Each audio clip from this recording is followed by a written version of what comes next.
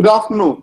A very warm welcome to all our viewers of webinar from Amity Directorate of Distance Online Education and all the participants of Amity Education Group which have logged on from the various universities, our institutions. Today, we are going to have our 7th series of webinar which we are successfully running from past few months. But today is a great day. We have one of our pillar and stalwart of Amity Education Group. But before I start this webinar, I take this privilege to read through his brief profile before he comes to the dais and starts his presentation. Today, we are going to have a presentation, a webinar session on Emerging India by Dr. W. Selvamurthy. He is the president of Amity Science, Technology and Innovation Foundation and chancellor of our Amity University, Chhattisgarh. He served in DRDO, a prestigious organization of Government of India, for 40 years, coordinating all life sciences related research and development programs for improving health and operational efficiency of Indian armed forces, while giving spin-off benefits to the society at large. His research blended traditional Indian wisdom with modern scientific rigor. His R&D contributions include development in life support, technologies for soldier, NBAC defense technology, nanotechnology, applications for defense, application of yoga for armed forces, military psychology and others. He has published more than 200 research papers and is the recipient of many prestigious national research awards. Please put your hands together, all of you, and please welcome Dr. W. Selvamurthy to start his talk.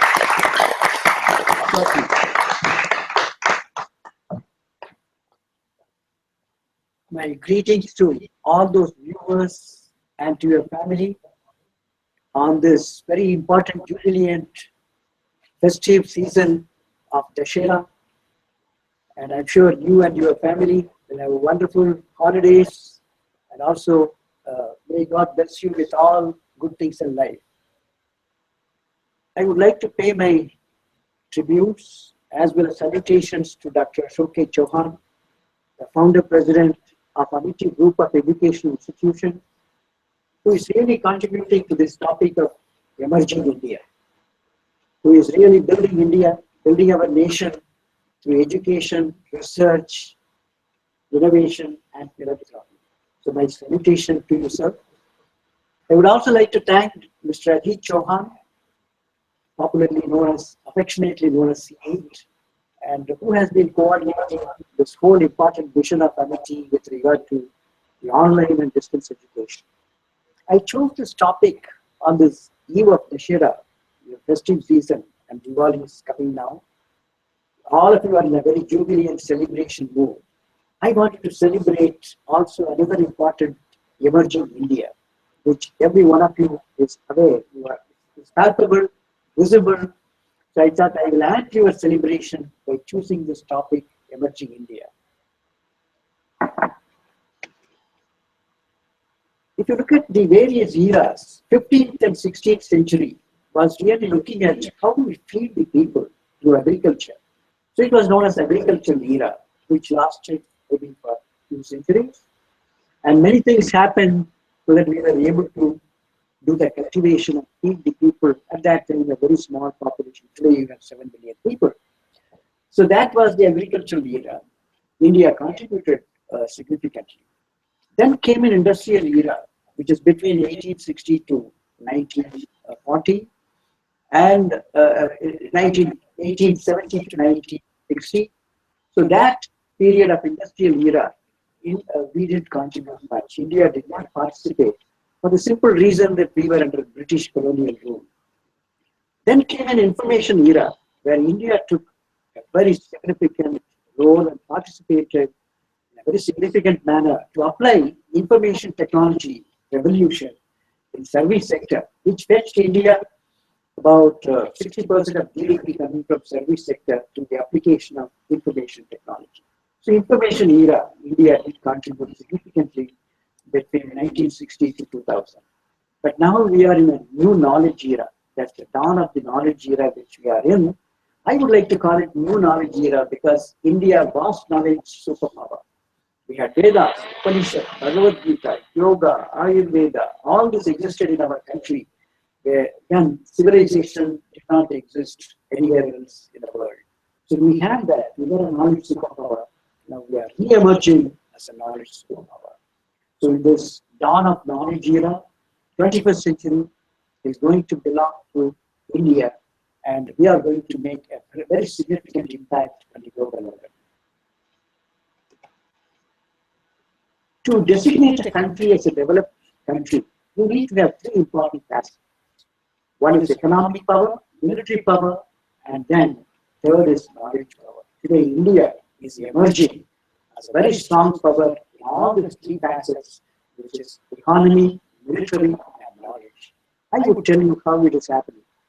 Today, if you look at economy, we are one of the strongest world economy today, which is resilient, and we have enough foreign exchange reserves, foreign direct investment flowing in, and also many of the countries trying to invest in India, because it's emerging as one of the strong economic power.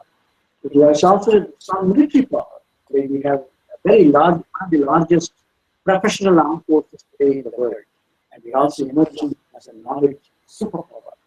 So that is what I like to tell you in the subsequent presentation. In terms of economy, India is the fastest growing economy. If you look at the comparison of US, China, India in this histogram, you will see that the whole global community was in economic recession. India was still growing, may not be at the same pace prior to that global recession, but then we were growing. And that shows the resilience in our economy. And we were growing, not at a slow rate, we were growing at a rate of about 7% GDP growth rate, which is very significant. We even reached 8.5% at some point of time. We were trying to reach double digits of GDP growth rate. But then it didn't happen because of the global impact of recession, which happened everywhere. But still, we are now growing. And in terms of GDP growth rate, in a couple of years, we'll be the number one in terms of the GDP growth rate, as predicted by the World Bank. So India is growing economically, and GDP growth rate is continuing.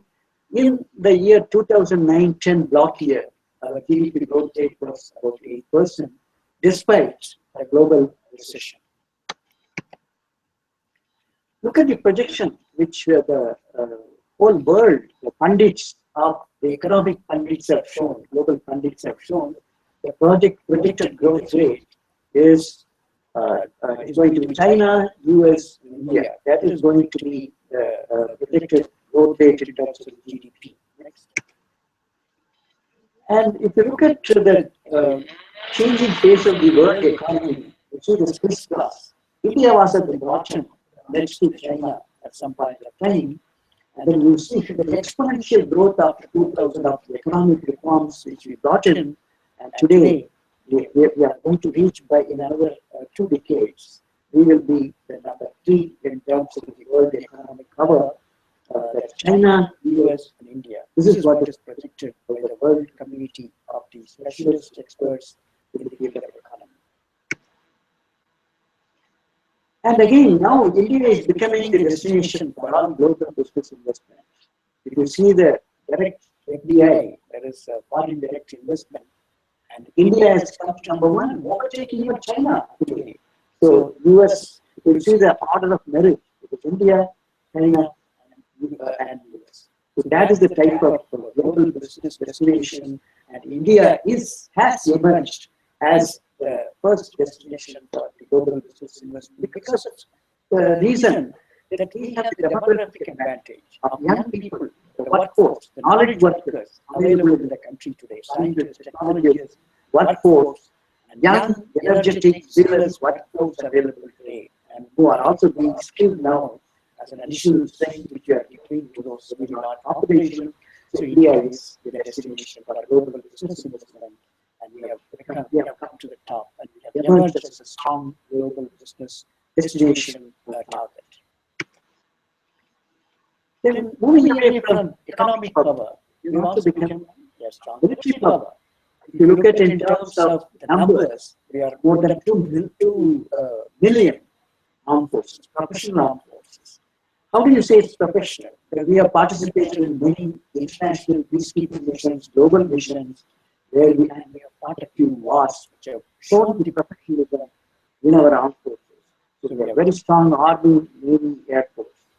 More than that, we also have a very strong reliance in defense technologies, particularly critical defense technology. India emerged as a nuclear power, wherein the atomic energy as well as the Department of Defense Research and Development together, we demonstrated that India has the nuclear capability for self-defense. And also we made a self-moratorium, being ahimsa, being in our genes, we declared a self-moratorium, no first use of a nuclear weapon.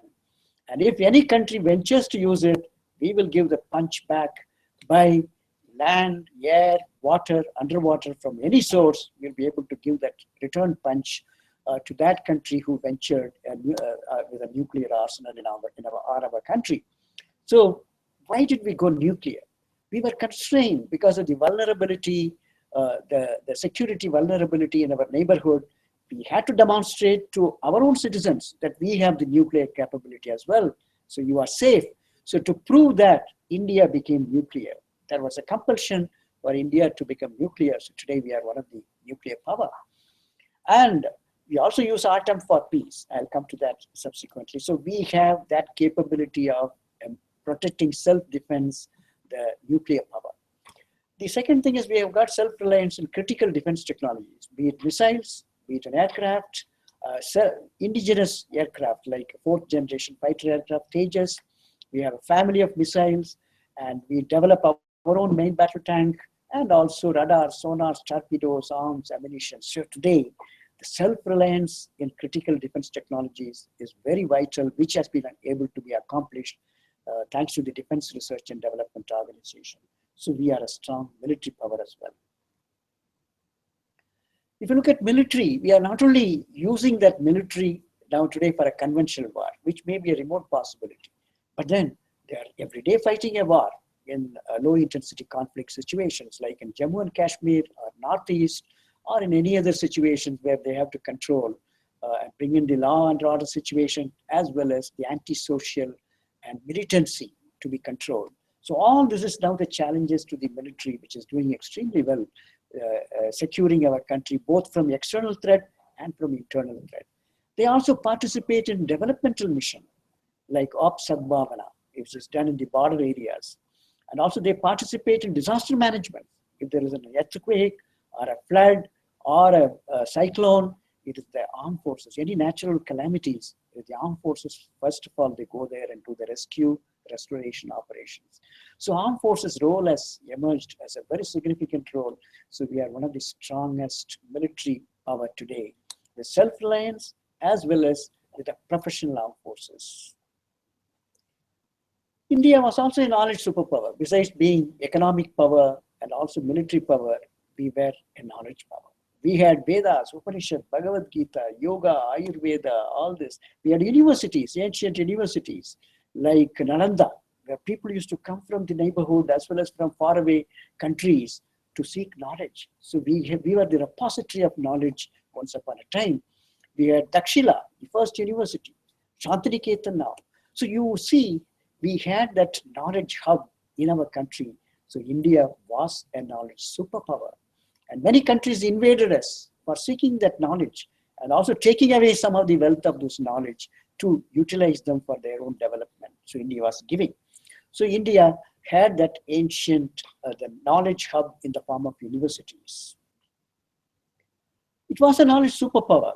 And you see even now, the world-class, the recognition in information technology, it is coming from India, particularly the southern part of India, which has emerged as a hub besides the Silicon Valley at the global level. So we are the second largest pool of scientists and engineers in the world. So that again, in terms of number, the critical mass of the knowledge workers is huge. And there's going to be in another decade or so, 1 in 4, the knowledge workers at the global level is going to be an Indian, be it a graduate or a scientist or a nanotechnology specialist.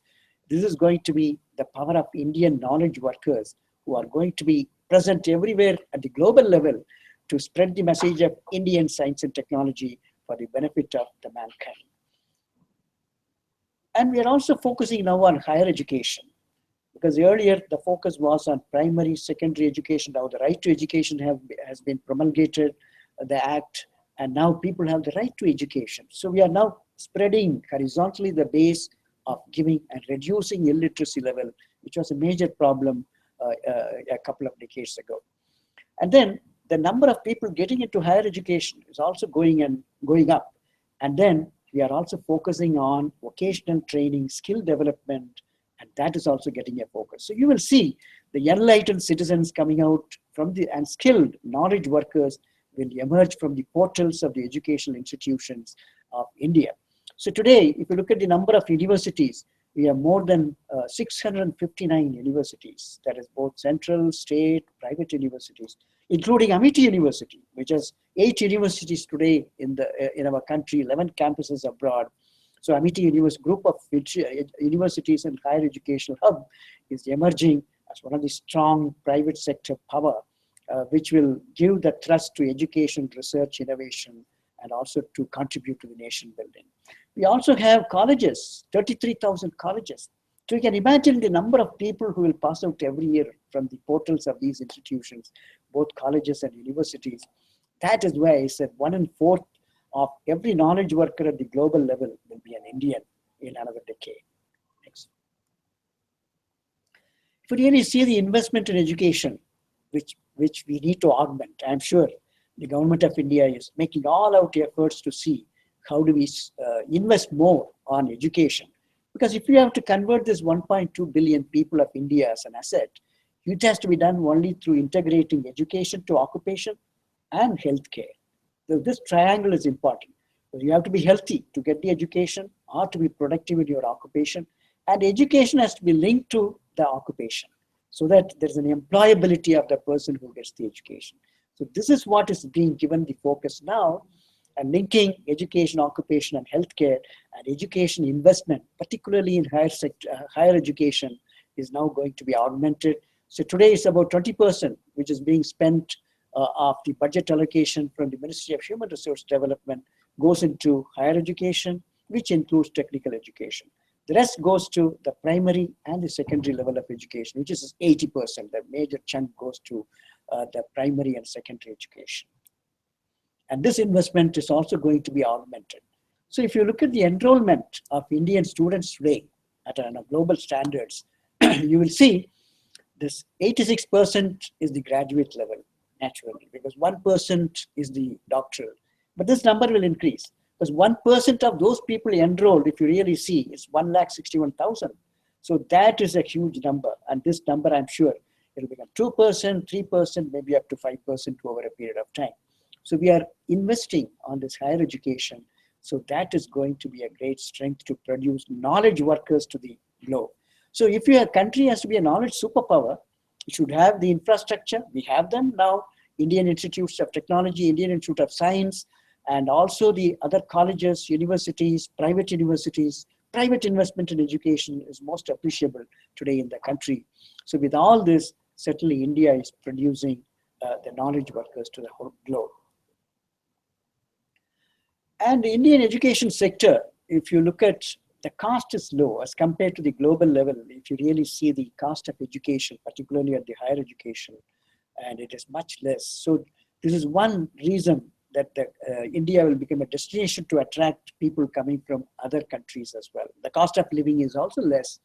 And the quality of education is now improving in terms of infrastructure, classrooms, practicals, the experimental facilities, the laboratories and research laboratories being augmented in terms of infrastructure, which has already have reached a level of excellence. So certainly India is going to be a destination even for education, for people to come from abroad to study over here. And there are 23 Indian universities are among the global top 200. So when you look at the world ranking, we are very happy to see in the recent announcement of world ranking, as well as QS ranking, you find many of the Indian institutions coming in the ranking as well. And even though the yardsticks and criteria being used for ranking may not be very friendly to the Indian system of education, higher education, but still we are trying to come to the world standards. So that's again a change in the emerging India, the quality of education, the standards which are set by the global community is also being met by our educational system. And Amity University plays a very important role in bringing quality in everything what we do in Amity institutions, in academics, in research, innovation, extension, and all the other activities which is being done. Amity shows that excellence and strive for excellence in every endeavors of Amity institutions. And India's educational sector, if you again look at the enrollment rate, it is now going up in terms of even in Amity institutions, the enrollment rate is going up very significantly, which is also true in other institutions in India. It's also becoming a hub of technology. One side, the education, teaching, and quality education. But the next part which we are now focusing is Indian institutions, like Amity institutions, emerging as a hub of technology. Because technology drives the doctrines of a nation, both in peace and war. So that is why the technology is important. Technology is powerful. It can change the economy of a country. For example, a country like India, which was a begging bowl in the 1960s, today it's a breadbasket. We can give to other countries the food if they require, like tsunami. So that is the power of science and technology and its application in improving the quality of life. So India is also emerging as the hub of technology. Earlier, we used to import technologies from Western countries, technologies from some of the Eastern countries. But today, India is developing, it is becoming a cradle of innovation, cradle of frugal innovation, particularly the cost-effective solutions emerging from the portals of our science laboratories from India. So India is also emerging as a hub of technology with a focus on frugal innovations. And India has the 5th most think tanks, which is very important. Indian brains are, as Dr. Ashok K. Chauhan, the founder president, keeps telling, that Indian brains are unparalleled. It's not comparable to anybody else. So that is true. So that's why we have that number of think tanks today among all the 5 countries, among the countries rated. We are 5th most think tank available today. Like we have many organizations like Center for Civil Society, and also we have Institute for Defense Studies and Analysis with regard to the military and then security. So like this, we have a number of, including TERI, which has emerged as one of the think tanks, which is at the global level ranked very high. Next. I'd like to give a glimpse at how Indian science and technology played a role, what impact it made on the population and also on the society, because ultimately science and technology has to benefit the society. So we have just penned down some examples. I'm just going to show them. The first is first Green Revolution, which happened to transform India. With that time it was 30 crore population, but we were to get food from another country to come over to India to feed those 30 crore population, and we had a ship loaded with wheat coming from a Western country to feed our people.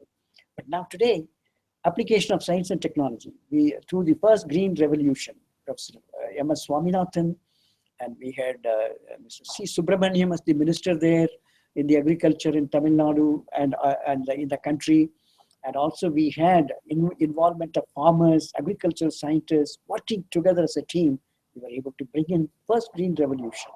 So we became self-reliant to a very large extent in food, which includes, and we came in the top 5 in vegetable production, pulses, cereals, horticulture produce, all this we are top 5. And then we also became number 1 in milk production. So all this happened because of the application of science and technology. We produce dwarf varieties of wheat, dwarf varieties of rice, hybrids. So all these varieties and hybrids were brought in, and today we became self-reliant. When tsunami occurred, we were able to offer food to another country. So that is the level of power of science and technology which produced the Green Revolution to feed the people. And now we are looking at evergreen revolution, so that the Green Revolution keeps on every time happening with application of agricultural practices, new novel agricultural practices, And Amity is contributing in a significant way in terms of improving productivity per hectare, and also the post-harvest technology management, biofortification, and also we are looking at the biocontrol of plant disease management. So these are the specific areas where Amity is contributing to the agricultural productivity of our nation. So next one. Then we also produce white revolution. The country produced white revolution thanks to Korean, who transformed India as the #1 in milk production. Today we are #1 in terms of the total the quantity of milk produced in the world. We are #1. But then per capita productivity per animal is much to be desired. So we are now trying to apply the science and technology to improve the health of the animal, the feed, the maintenance, all that, so that we will be able to give that milk production as well, productivity as well. So white revolution came in, both application of science and technology and the cooperative management. So we combine science and technology and management principles. So that's what produced the white revolution. Next. So today we have built a very strong base of, you see the space technology. We are very strong now. We are able to see we have produced space launch vehicles. We have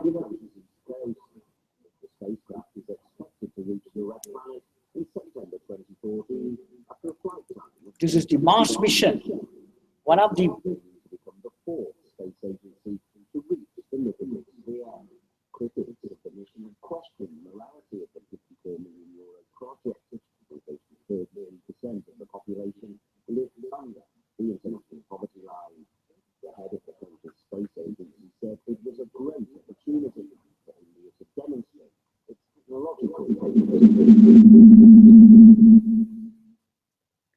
So today we have built a very strong space science and technology base in the world, in the country today.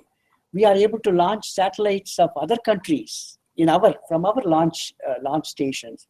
We have been able to build a family of launch vehicles: SLV, ASLV, PSLV, GSLV, and then we also developed Chandrayaan mission to reach the moon, and now the latest one is the Mars orbital mission. And we also developed a family of satellites which have been launched, built in India, and then launched through our own launch vehicles. So we also have all the launch vehicles which I have shown, which the reliability is very high. That is why the other countries are sending their satellite to be launched from our station, because of a very high reliability with least failure rates. So that is the strength of the space technology. And we also built our own satellites for various applications in the emerging India, for agriculture, communication, telecommunication, education, health, telehealth. So all this telemedicine, everywhere, now we are using these satellites, including for strategic applications. These satellites are being used. So today in the emerging India, we have a very strong space technology base. Not only that, the journey continues, and we are also now getting into Chandrayaan-2 and many more satellites in the offing, including the Mars mission, which has been very successful. In the Mars mission, we are the first one to reach the Mars orbit with the least investment. So that's one thing. The resource requirement for our research and development is much less as compared to the global R&D. This is another attraction for people to work with India to develop new innovations, because we will be able to do the same thing at a lower cost. One such example is the orbital mission. Next. Then if you look at the other scientific accomplishment, CSIR, it has produced open drug discovery, is one of the important new initiatives. We built our own supercomputer. When it was denied, the India said, we will produce our own supercomputer. We built Param. And so now the power is augmented to teraflops. So I think this is the power of the indigenous science and technology base through the Science and Council of Scientific and Industrial Research. Then in terms of the strategic defense, missiles, we have built a family of missiles: Agni, Prithvi, Akash, Nag, Trishul, BrahMos, interceptor missile, submarine launched missile. So all this family of missiles were built by the Defense Research and Development Organization.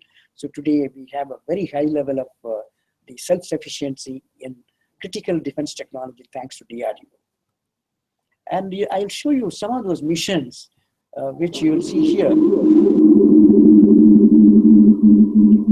This is Prithvi.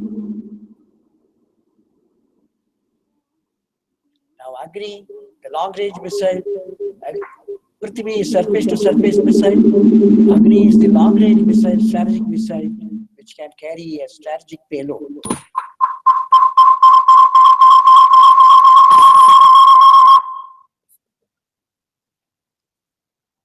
Next. Then there's also in the propulsion technology, cryogenic engine was tested by the Space Department. Next. And DRDO also built the fourth generation fighter aircraft, Tejas. This is with the modern, the airframe being composites, lightweight, and the modern avionics, fly-by-wire, digital cockpit. With all this, we built a country which did not produce a car of its own design till the Tata Indica came in. We built the fourth generation fighter aircraft, and today it's getting inducted into the Indian Air Force. So there's a self-reliance in building our own fighter aircraft of this class. Then we also built our own main battle tank Arjun. Again, DRDO's contribution. We built the main battle tank Arjun, and many of them are inducted into the armed forces. Now they are looking at an improved version of the main battle tank, yet another important milestone in terms of a technological capability in the defense sector.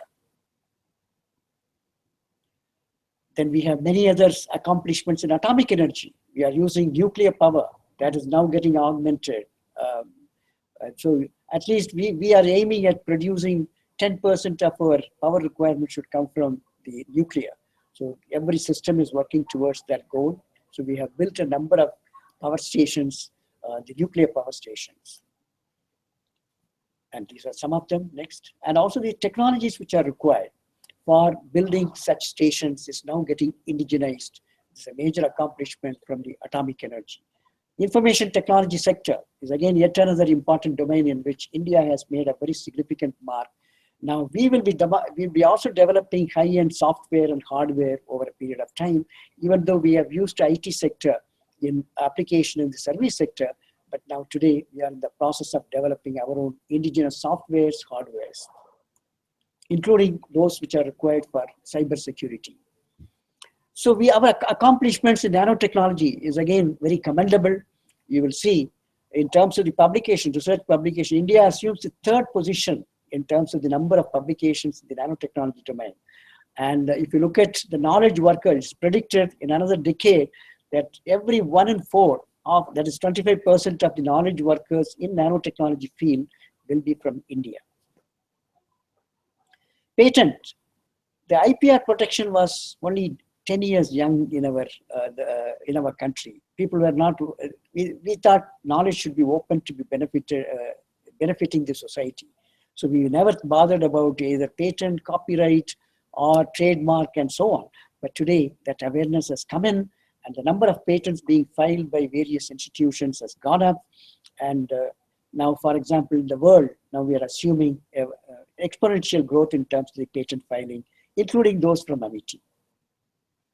So India is emerging as a knowledge superpower. This we didn't predict. New Scientist 2005 issue, the year 2005 issue, has predicted. This is the cover page wherein Indian tricolor flag and with the encryption, India, the next knowledge superpower. Predicted by the world scientific community that India will emerge as a knowledge superpower, which is happening now. And India had that, as I mentioned, that we were the first one to produce, like in medicine, we had Charak, and in surgery, we have Sushruta, and we had also the Vedas, and we also had the mathematics, the numerical counting ability. Einstein says that, but for India, we would not have been able to count beyond certain numbers. And that was very essential to have the creativity, innovation, and development in science and technology. So India has that base. We found the cipher, and we also gave the Pythagoras theorem. So all this came from Indian concepts. We had astronomical developments much earlier, before what you have today. Next. And in terms of cultural heritage in the emerging India, you will see in diversity, we have a number of religions, number of celebrations, number of functions which are organized, number of festivals which are being celebrated, and we have various cult languages spoken, but still we are united in that diversity. So unity and diversity. This is very important, which is going to be a winning factor. We have a root of culture, civilization, intellect, and also the soft skills which are available, which will take India to a lead role. And we produced religion. The Buddhism came in, Jainism came in from India, so Hinduism. So all this now going to bring in global peace and harmony for the global community. But Amity has contributed to this nation building. We have made very significant contributions from Amity universities and educational institutions. We are producing enlightened citizens, human resource to the whole globe. Our Amity alumni are present everywhere in a very good position at the global level. So we are producing to the whole globe, not only to India, the enlightened, skilled, knowledge workers with soft skills necessary. So we produce that.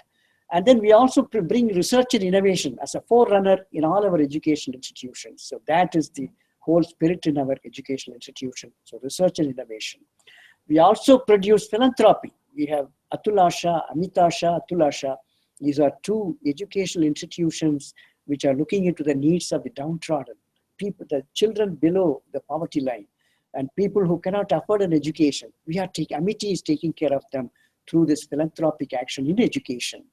Similarly, we have Amity Radio, which spreads the message, science to reach from lab to land, and also mind to market. So all this is the concept in which the Amity works. So we have an Amity Radio to disseminate the knowledge and also bring in awareness on various issues which are required for the people in the society.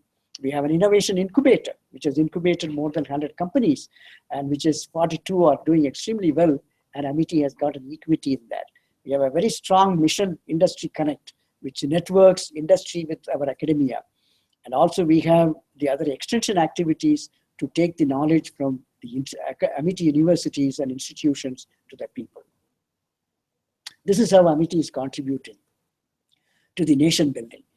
And if in terms of the number of patents filed, today we have reached the figure, a score of 643 of patents. So every day it is being increased. Maybe 7 more are going to be added by tomorrow. So that is the rate at which the Amity is filing the patents. But now we are translating many of these patents into product technology processes to reach the people and the society to give the benefit of this research to the people. So we are number 2 in terms of the merit. Amity has come next to IITs. Today we have 8 universities in India and 11 campuses abroad. We have 18 schools and preschools. So all these are, we have about 125,000 students who are studying in our campuses. And we also give scholarships for the meritorious people, so that these people, meritorious people who cannot afford or who may not have sufficient money to spend for education, are also supported through this scheme of scholarships. Some of the innovations which have come out of our the science laboratories of Amity University, Rootonic.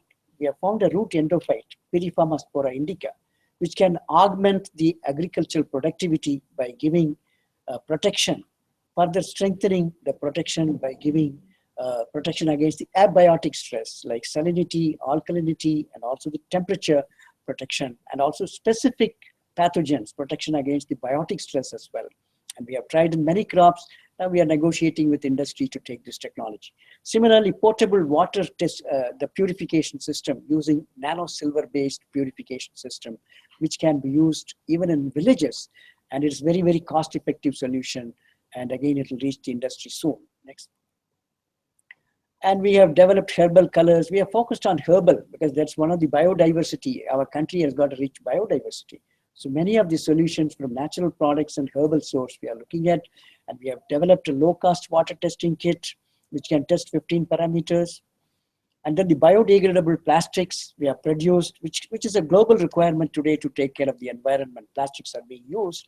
So we have developed a very efficacious as well as cost-effective biodegradable plastics which will go global. And the cooking oil, edible oil tests, quality testing kit has been developed by our Amity University, which can be used by restaurants, tabas, as well as at the kitchens. The whomsoever is in the kitchen, they can use it to test the quality of the edible oil. And we have been able to develop a transdermal patch for drug delivery and also herbal mosquito repellent formulation, which can be used in villages, in the huts, as well as in their homes to purify and also repel the mosquitoes, purify the ambient air quality inside their living their space. We have also developed a hand sanitizer, again herbal origin, and also herbal green tea. And these are all under the process of getting transferred into industry, and many more. I have just shown a tip of the iceberg in terms of the innovation coming from the portals of Amity Science Laboratories. And we have an innovation incubator. As I mentioned, we develop entrepreneurs, and we want, Dr. Ashok K. Chauhan has given a target. In the next 10 years, we should have equities in 1,000 companies, 15 to 20%. And Amity is working towards that goal to achieve that using our incubator, which we want to start a few more in other campuses as well. And we have also started a research and innovation park, so which the infrastructure is being built now. We have acquired some facility adjacent to Amity University Noida campus, and that will be augmented to have a research and innovation park where all the three stakeholders, industry, R&D organizations, and Amity, the scientific capital, being put there in the form of research scholars and faculties who will work there to produce innovations. And the whole philosophy with which India works with all this science and technology development, we have humanism applied with science and technology power. That is a great strength. We want to use them. India never attacked any country in the whole of history, thousands of years of wonderful history of India. India never showed an aggressive posture on any other country, even in the neighborhood. Whereas we were invaded by many countries, even small countries came and invaded us like Dutch, but then we never invaded. So that ahimsa is there in our spirit. We got freedom without even shedding blood. So that is the power which will take India to glory. Next. Now I will give a very short founder president, Dr. Ashok K. Chauhan.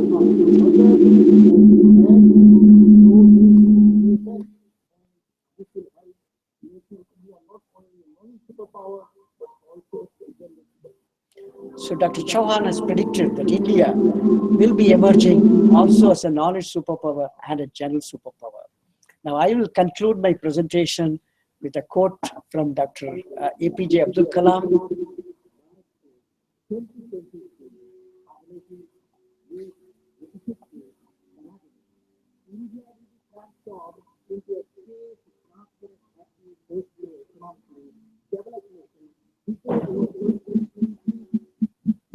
So he has predicted even before 2020, India should become a developed India, and India will become a superpower, not only knowledge superpower, but a general superpower. That's what is the prediction both from Dr. Kalam as well as Dr. Ashok K. Chauhan, the founder president of Amity Institutions. But all of us have to contribute to the mission. The message I like to conclude by saying that strive for excellence in whatever you do. Contribute your best, all Amitians, that you must share the vision of founder president Amity to be the best in the world, for which you have to excel in whatever you do. Give your 100%, and my best wishes. You are going to be living and celebrating and living in a glorious emerging India. Thank you very much.